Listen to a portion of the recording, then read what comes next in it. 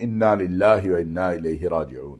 ایرانی قوم کے عظیم ترین مذہبی رہنما تھے آیت اللہ خامنائی صاحب، ان کی اور ان کے ساتھیوں کی شہادت یہ پورے عالم اسلام کے لیے افسوسناک ہے۔ ان حالات میں جو کراچی میں آج صبح صورتحال ہوئی ہے وہ قابل افسوس بھی ہے۔ میں تمام ملک بھر کے تمام مکاتب فکر کے علماء اور مشائخ سے اپیل کرتا ہوں صبر و تحمل کا مظاہرہ کرنا۔ ہمارا دشمن یہ چاہتا ہے کہ پاکستان کے اندر بھی ایک بدنظمی ہو، ایک انتشار پیدا ہو، یہاں قتل و قتال ہو، لیکن ہمیں اپنے دشمن کی چالوں کو ناکام بنانا ہے اور پرامن احتجاج یہ حق ہے، لیکن اپنے ہی املاک کو جلانا، اپنے ہی ملک کو نقصان دینا، اپنے ہی ملک کے اندر توڑ پھوڑ، یہ عقل مندی نہیں ہے۔